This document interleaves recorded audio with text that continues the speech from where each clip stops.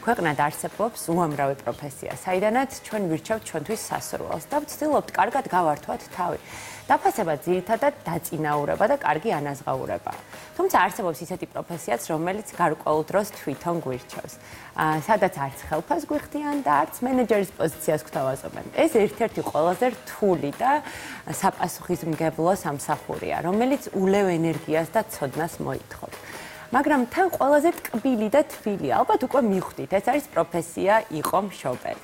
დღეს ჩვენთან სტუმრად სალომე კალანდაძე მოვიდა, რომელმაც ჯადოსნური მეთოდი შეიმუშავა იმისთვის, რომ დედობა უფრო სასიამოვნო გახადოს და გვასწავლოს, როგორ შევეჭიდოთ ამ სირთულეებს, რაც ბავშვებს დაბადებიდან სკოლის ასაკამდე ხდება. სალომე იურისტი, ადვოკატი, ბიზნესმენი, საგანმანათლებლო ცენტრი, ართის დამფუძნებელი და რაც მთავარია, ის სამი შვილის ახალგაზრდა დედა. მოგესალმებით. სალომე, როგორც ხედავთ, მაყურებელო, სალომე მარტო არ მოსულა, ის მოვიდა ულამაზეს და უსაყვარლეს გოგოსთან ერთად, რომელიც ჯერ წლისაც არ არის, ის 7 თვის არის, ხო? ესეთი პატარა სტუმარი ჯერ არ ყოლია. ჯერ არ ყოლია, არის პირველი და განსაკუთრებული. და თან აი უხარია სულ და არის ბედნიერი ბავშვი. ნახეთ როგორ უხდება მას წამყვანობა. ესეც იმაზე მეტყველებს, რომ 7 გარემოში იზრდება.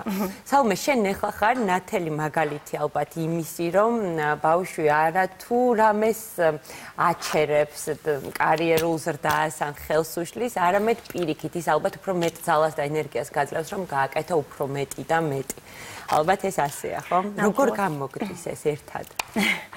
გამარჯობათ, მოგესალმებით თქვენს მაყურებელსაც და პირველ რიგში ძალიან დიდი მადლობა მოწვევისათვის. მეც მადლობა და სოფიამაც მადლობა, ხო?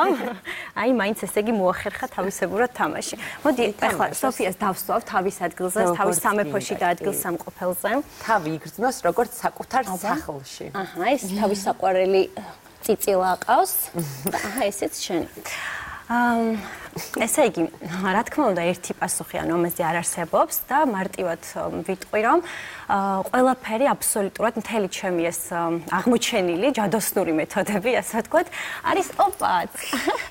არის სიყვარულზე დაფუძნებული. ეს არის, ანუ რა თქმა უნდა, შაბლონურად და ბანალურად ჟღერს და არ არსებობს რაღაცა ესე ოქროს წესი, ვთქვათ, რაღაცა 7 ოქროს წესი, როგორ დავაძინოთ ბავშვი, ხო?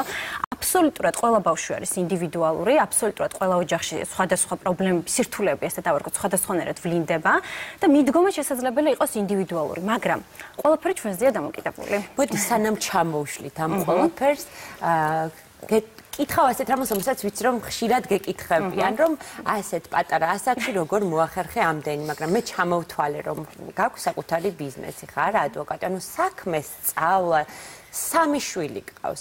ყველაფერი ერთად ისე კარგად გააკეთე, რომ აქამდე მოხვედი და ასე განვითარდი. აი, ეს როგორ ხდებოდა? აი, თქვათ სულ თავიდან, როგორ მოახერხე, რომ ერთმანეთს ხელს არ უშლიდა? ესე იგი, პირველ რიგში, მოდი დავიწყებ, მაშინ გადავალ ისტორიას ცოტა 10 წლის უკან. ეს იყო 17 წლის ვიყავი, როდესაც პირველად ჩემი პირველი შვილი, დღეს უკვე 10 წლის ხდება, დაიბადა ლაზარე. და ნუ მახსოვს, რომ ჩვენთვისაც ეს რა თქმა უნდა, ანუ როგორც ადამიანი, homo sapiens საერთოდ, ანუ გვახასიათებს ის, რომ ინსტინქტი გვაქვს ზრუნვის და უკვე სიყვარულის და ასე შემდეგ. ხო, რა თქმა უნდა, მეც მქონდა, მაგრამ ნუ პირველად რომ ეს გადავიარე, ანუ ყველა ქალი გავდივართ ამას მშობიარობა, ვიფიქრე ღმერთმანი კი წავიკითხე ამ წიგნებში, მოვიძე ინფორმაცია, მაგრამ ესეთი რთული კი ერქვა, ხო? მგონი ერთ-ერთი წიგნის რომელსაც მაშინ ვიკითხე. კი, ნამდვილად. და მახსოვს სამშობიაროში, გავგუას კლინიკაში რომ ვიყავი, ერთ-ერთი ქალბატონი იყო ჩემთან ერთად, რომელიც ანუ რაღაც აი წუხილის ხმები მესმოდა რა და გავიგონე ესეთი ფრაზა, რომ არა უშავს შვილო, ანუ შენ გაიხარე, მე დავიტანჯები.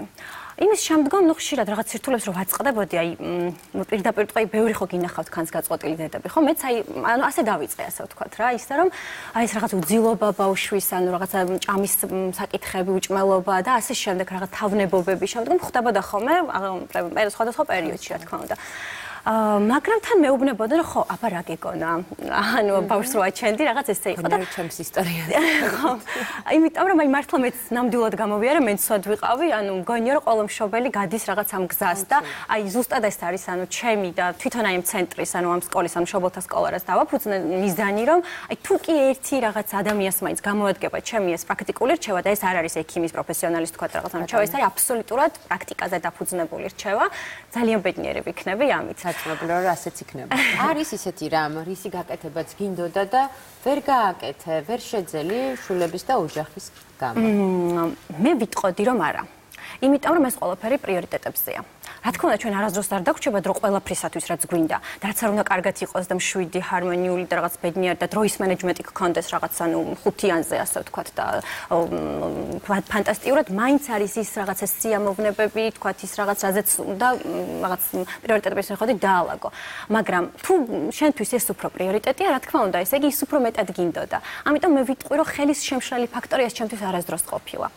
აი დავასრულებ ძალიან ანუ აი საიდან მივედი ასე ვთქვათ აი თუნდაც ამ მეთოდებამდე და სპოკი ახსენეთ ჩემთვისაც პატივსაცემია მიუხედავად იმისა რომ რაღაც მოძველებულია და რა ვიცი მაგრამ წინა საუკუნის წიგნია ხო ასე ვთქვათ ზუსტად ანუ კი ნამდვილად აი ამ ქალბატონის ფრაზები სულ ჩამესმოდა ხოლმე და შემდგომშიც რა თქმა უნდა არც იშურებდნენ რჩევებს მეზობლების დედაც დებიაც დედამთილის და ასე შემდეგ კი ყველა აბსოლუტურად პირდაპირ ტყეს ერეოდნენ ხოლმე ბავშვის აღზრდაში დახმარება ნუ ერთი არის მაგრამ ნუ ესეთი სახით ჩარევა და ნუ აშკარად ხვდებოდი და მივედი ბოლოს უბრალოდ იმ აზრამდე დასკვნამდე რომ ნუ ალბათ ბავშვის აღზრდა ტანჯვაა თქო რა მაგისტრის არის ერთხელაც აი ძალიან ისე ახლო ნაცნობო რაღაცა მოდი აბა ესე უფრო ეხლა სწავლობს ხო ხვალ არ მოეწონა აბა ნახე ესეთი როგორი აბა ისე ყურადღება მოვაკელით აღარ ვეკითხებით არაფერს მაგრამ ეხლა აქ იმდენი რამე აქვს შესასწავლი ამ სტუდიაში თვითონაც რომ წესი თუნდა ამის კვლევის პროცესზე იყოს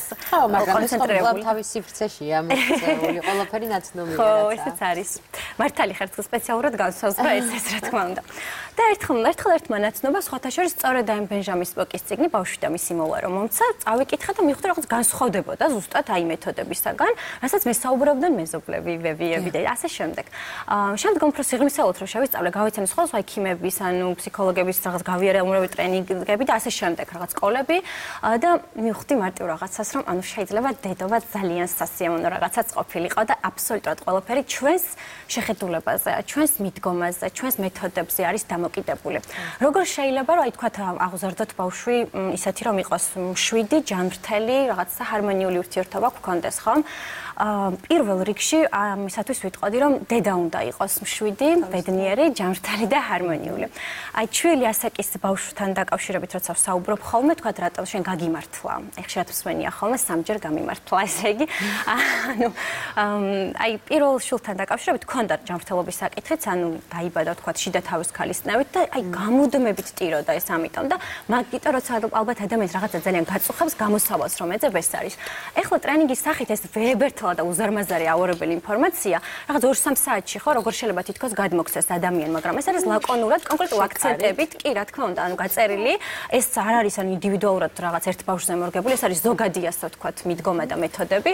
რომელიც ამართლებს. ჩემს შემთხვევაში გაამართლა და ვისაც ვურჩიე და აი ამ ჯადოსნური მეთოდებიდან რომელიც შეიმუშავეთ, რომელზეც ამდენი იმუშავეთ და შემდეგ უნდა გადმოგცეთ, თუ შეგიძლიათ რომ 1-2 თქვათ მოგვიყვეთ რა მეთოდზე კონკრეტულად ლაპარაკი და რო გაგვიზიაროთ როგორ უნდა მოვიქცეთ. სიამოვნებით. პირველ რიგში მოდი დავიწყებ რომ ბავშვის ამ მეთოდებით, ასე ვთქვათ, ჯადოსნური მეთოდები მართლა არ არის, ხო, რაღაც არ მაქვს სამწუხაროდ ჯადოსნური ჯოხი, რომელიც შემიძლია რომ რაღაც კონკიასავით დავკრა რაღაცას და გადავაქციო, ასე ვთქვათ, გოგრა რაღაც ეტყვა, ხო? თუმცა ჯოხსაც ჯობია მეთოდი. გეთახმებით. ეს ყველაფერი აი ცნობილი ქართული რაღაც მსმენია, რაღაც მითია თუ რომ ბავშვი მიიყვანეს ახსაზრდელად ძენკაცთან და იყო რამოდენიმე თვის და დაგვიანებულია, იმიტომ რომ უცლად ყოფნის პერიოდში უკვე იწყება ბავშვის აღზრდა. როდესაც ვიყავი ორსულად, ყველანაირად ვცდილობდი, რომ ტელევიზორი არ მქონდეს სახლში საერთოდ. ანუ გადავიტანე საერთოდ, ანუ არ იყო. თქვა, არანაირი უარყოფით ინფორმაციას ვცდილობდი, რომ პერიოდში საერთოდ არ მიმეყო.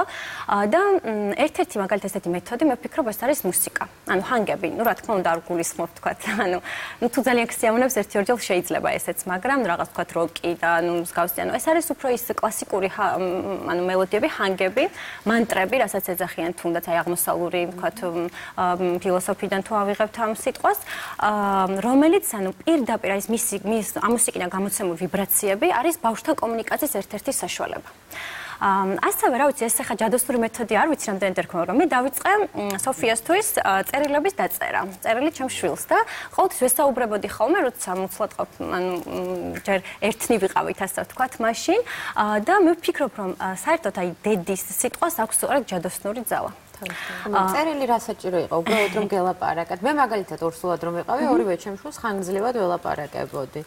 წერილი არ დამიწერე იმ დრო უბრალოდ ადრესატი. იცი რა ვფიქრობ, არსებობს ესეთი მიდგომა, აი დაუშვათ შენ თავსაც უწერ წერილს მომავალში რა გინდა რომ იყო და სად გინდა რომ იყო. აი ალბათ რაღაცა კავშირშია რა. კი, ნამდვილად კავშირში არის.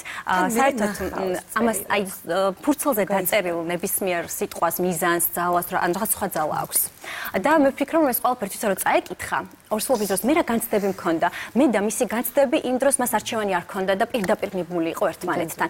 ანუ პრინციპში მას ეცოდინება, როცა დიდი გაიზრდება, რა გრძნობდა მუსლად ყოფნის დროს და რა თქმა უნდა, მეხსიერება შეიძლება ფანტასტიკური გქონდეს, მაგრამ ისეთიც არა, რომ გვახსოვდეს წლების წინ რა ფიქრები გვაწუხებდა, რა გრძნობები.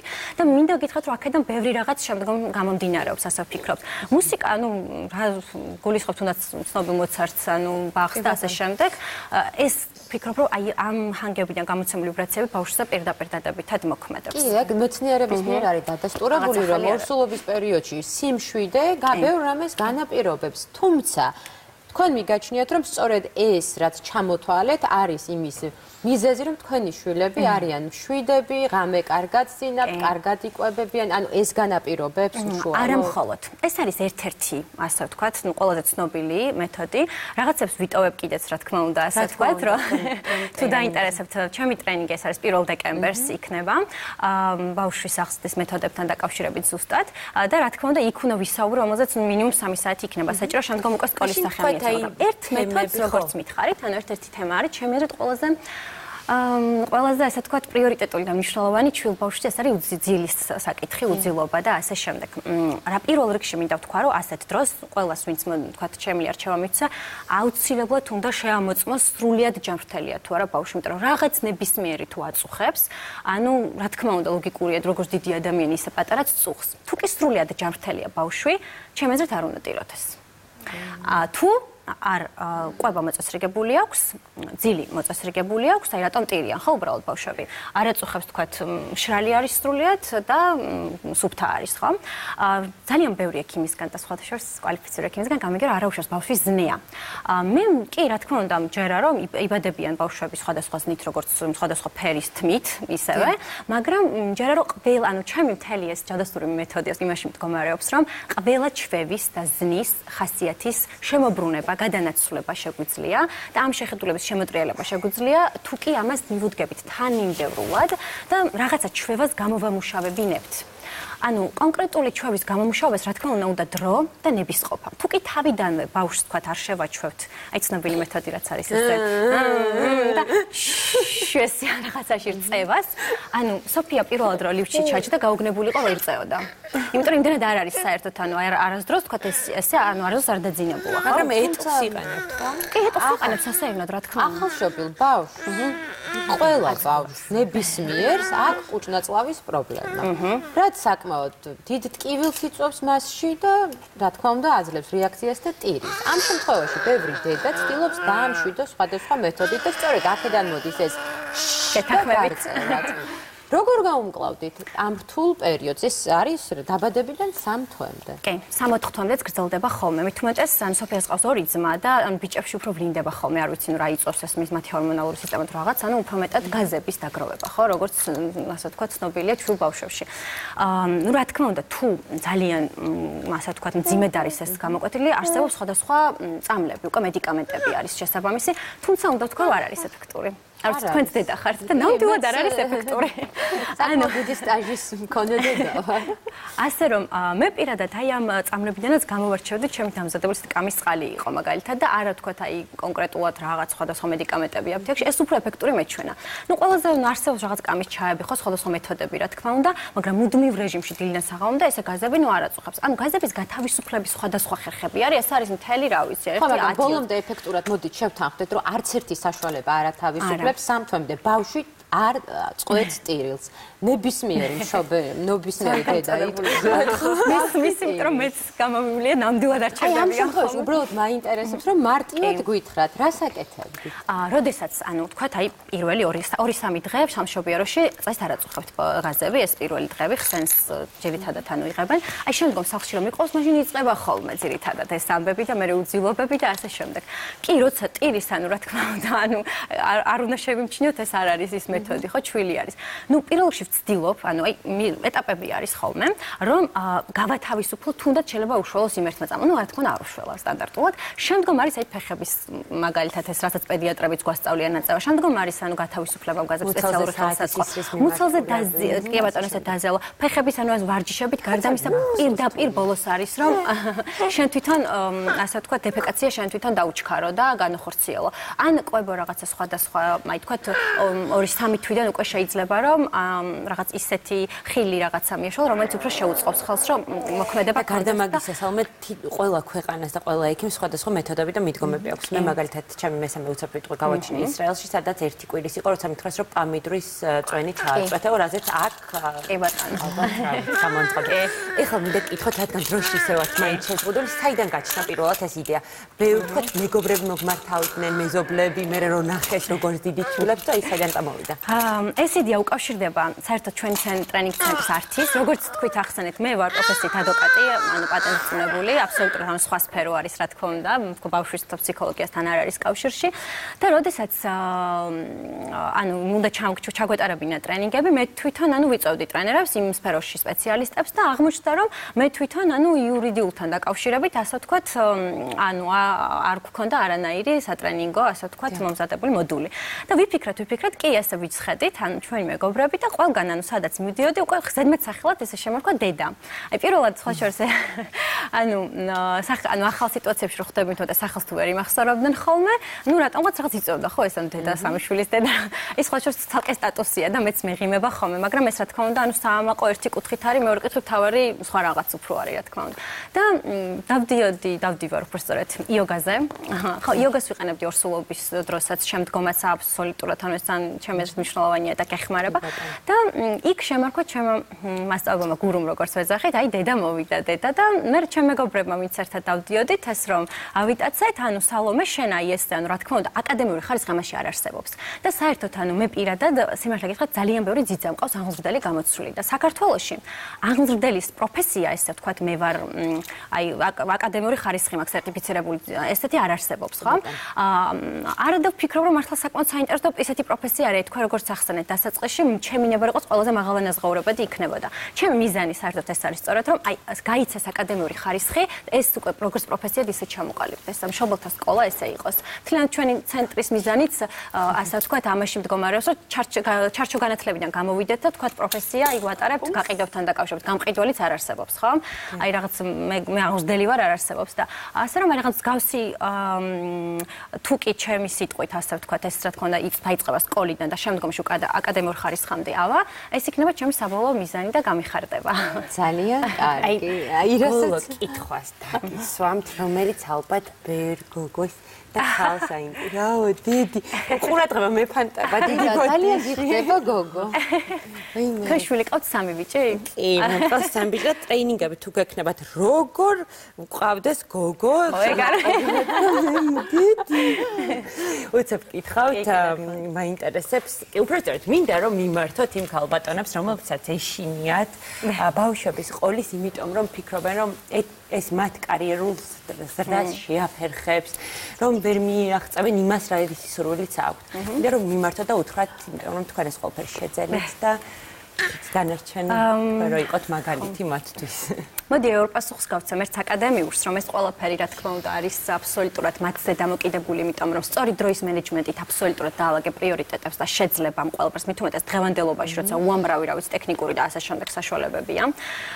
ერთადერთი არის, რომ სიზარმაცე უნდა დაძლიონ, მეტი საკუთრებული ჩავა არ სჭირდება ამ ყველაფერს და მეორე მე მგონია ცოტა ასე ვთქვათ არააკადემიური პასუხი მექნება ამაზე, რომ მგონია რომ სამყაროში რასაც გასცემ, გიბრუნდება ორმაგად და კიდევ უფრო მეტადაც. და მით უმეტეს მე მგონია რომ ის ზრუნვა, აღზრდა, რომელიც სხვა ადამიანის ჩამოყალიბებაში პირდაპირ პასუხისგებლობა და მისი ცხოვრება, ანუ შენზეა სულყონების ასაკამდე დამოკიდებული, ეს ისეთი გაცემული ენერგია, რომელიც რა თქმა უნდა იმდენი ბევრი დადებითი მოაქვს ამ ყველაფერს შენთვის და იმდენი ხელა პოზიტივი მოაქვს და ამას მით უმეტეს თუ ესე მიუდგები, კიდევ უფრო ასმაგად დაგიბრუნდება, რომ თუ არ ცადეს ვერც გაიგებენ პრინციპში და აი სულ ფიქრობ ხოლმე მე დედობისთვის მზად არ ვარ, არც მე არ ვიყავი და ზუსტად როცა დაგიდგება საჭირო მომენტი შენთან მოდის ის ყველა ინფორმაცია, თუნდაც ლიტერატურა, წიგნები გაძლევს საშუალებას, რომ ანალიტიკური აზროვნებით შეხედო ამ ყველაფერს რა.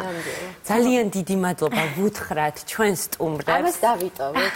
ჩვენი გადაწყვეტილი და სოფიას ხო დედი ხო შენ ახლა ჩვენთან რეკლამის დრო და შენ მე დაგიტოვებ. სოფი რჩება ჩვენ. ჩვენ ძალიან მალე დაგიბრუნდებით. დიდი მადლობა რომ გიყურებთ და უყურებთ სოფიას.